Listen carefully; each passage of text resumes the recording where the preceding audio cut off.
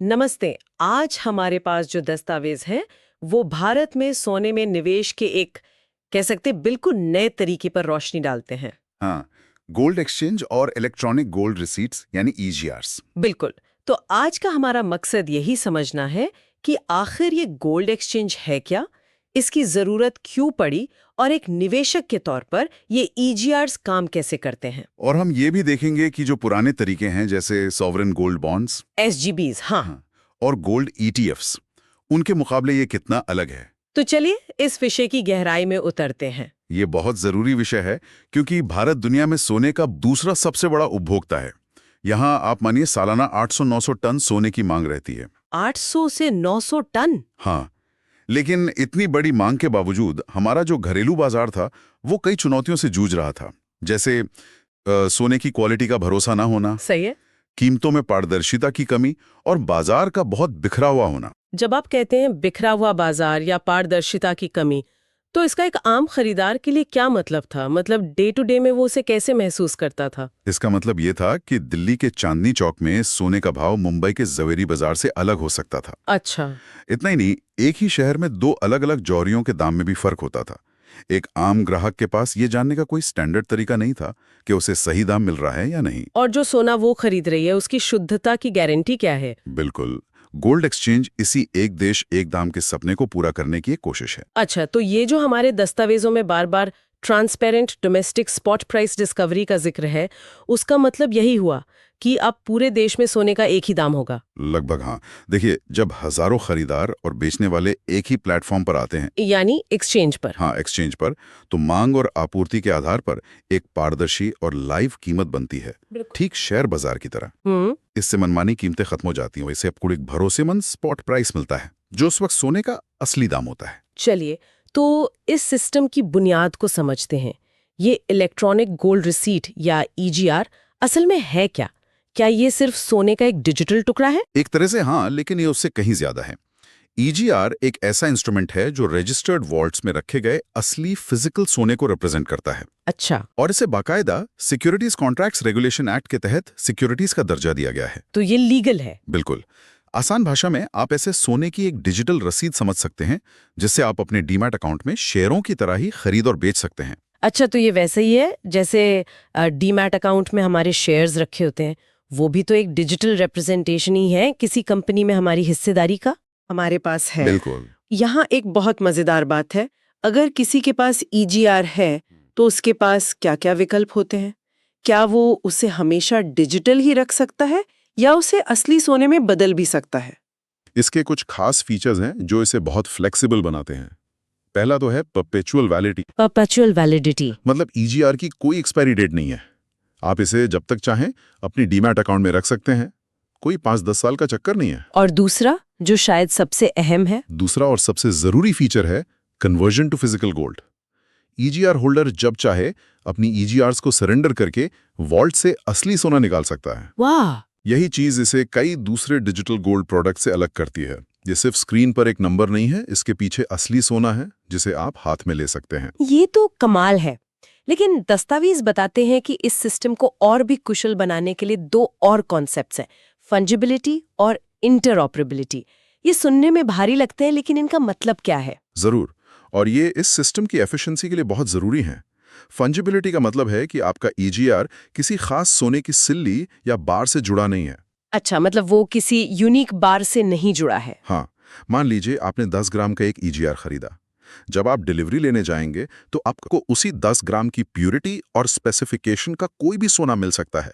ऐसा नहीं है कि जो सोना आपने जमा किया था वही वापस मिलेगा। अच्छा, मतलब अगर मैंने 100 रुपए का नोट बैंक में जमा किया तो मुझे वही सीरियल नंबर वाला नोट वापस नहीं चाहिए? कोई भी 100 का नोट चलेगा। बिल्कुल सही। समझ गई।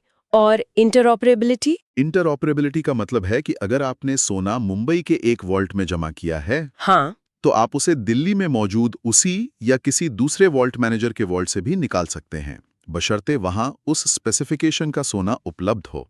तो इससे तो लॉजिस्टिक्स और ट्रांसपोर्ट कॉस्ट्स बचते होंगे? बहुत ज्यादा। आपको सोना निकालने के लिए मुंबई जाने की जरूरत ही नहीं है। लेकिन इसमें एक व्यावहारिक चुनौती नहीं होगी?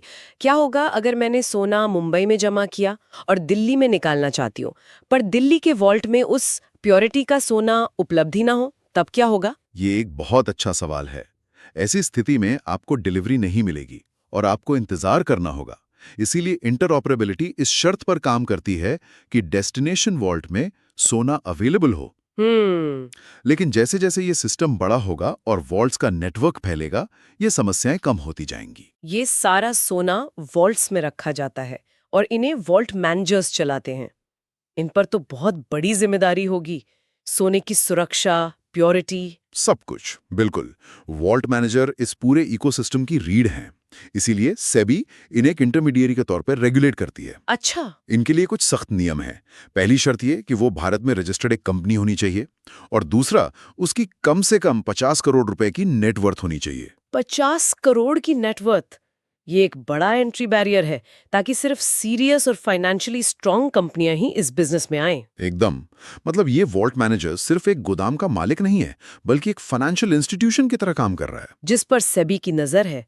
इससे निवेशकों का भरोसा काफी बढ़ेगा। एकदम सही कहा। और इनकी जिम्मेदारियों की लिस्ट भी काफी लंबी है। सोना जमा करना, उसे सुरक्षित रखना, ईजीआर बनाना, विड्रॉल्स को मैनेज करना, हाँ, और ग्राहकों की शिकायतों का निवारण करना, ये सब शामिल है। मैनेजर से कोई गड़बड़ी हो जाए या वो दिवालिया हो जाए तो एक आम निवेशक के सोने का क्या होगा? एक बहुत जरूरी सवाल है और इसके लिए फाइनेंशियल सिक्योरिटी डिपॉजिट यानी एफएसडी का प्रावधान है।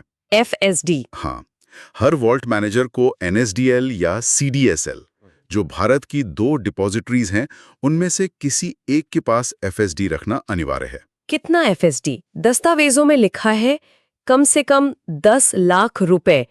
ये रकम तो सोने की कीमत के हिसाब से काफी कम नहीं लग रही? हाँ, ये सवाल उठना लाजमी है। ये एक मिनिमम अमाउंट है। इसका मकसद एक इमीडिएट सेफ्टी नेट देना है, न कि पूरे सोने को इंश्योर करना। अच्छा। अगर वॉल्ट मैनेजर की किसी छोटी मोटी गलती से निवेशक को नुकसान होता है, तो डिपॉजिटरी इसी एफएसडी का इस्तेमाल करके उसकी भरपाई करेगी। तो ये एक तरह का इंश्योरेंस फंड है? हाँ, बिल्कुल। और अगर इसका इस्तेमाल होता है तो वॉल्ट मैनेजर को 7 वर्किंग डेज के अंदर उसे फिर से भरना होता है। चलिए, अब उस सवाल पर आते हैं जो शायद हर निवेशक के मन में होगा। ईजीआर्स के आने से पहले भारत में डिजिटल गोल्ड में निवेश के लिए गोल्ड ईटीएफ्स और सॉवरेन गोल्ड बॉन्ड्स काफी लोकप्रिय थे। हाँ, एसजीबीज। तो अगर इन तीनों विकल्पों को आमने सामने रखें तो एक निवेशक के लिए तस्वीर कैसी बनती है? तीनों के मकसद और फायदे अलग अलग हैं और ये पूरी तरह निवेशक की जरूरत पर निर्भर करता है। तो कोई एक बेस्ट ऑप्शन नहीं है? नहीं। मान लीजिए एक युवा ट्रेडर है, अंजलि, जिसे रोज सोने की कीमतों के उतार चढ़ाव पर पैसा लगाना है। उसके लिए ईजीआर किसी वरदान से कम नहीं। रियल टाइम में खरीद बिक्री, लिक्विडिटी बहुत ज्यादा है। और दूसरी तरफ कोई ऐसा व्यक्ति जो लंबी अवधि के लिए निवेश करना चाहता हो, जैसे रिटायरमेंट के लिए? बिल्कुल। उनके लिए हम शर्मा जी का उदाहरण लेते हैं। उनके लिए एसजीबी सबसे अच्छा है। ये भारत सरकार की तरफ से आरबीआई जारी करता है। और इस पर ब्याज भी मिलता है ना? हाँ, सालाना 2.5% का ब्याज। और सबसे बड़ा फायदा यह है कि अगर वो इसे 8 साल की मैच्योरिटी तक रखते हैं तो रिडेम्पशन के समय उन्हें कोई कैपिटल गेन्स टैक्स नहीं देना पड़ता। ये तो बहुत बड़ा फायदा है। हमारे पास जो दस्तावेज हैं उनमें तीनों की तुलना करने वाली एक टेबल भी है।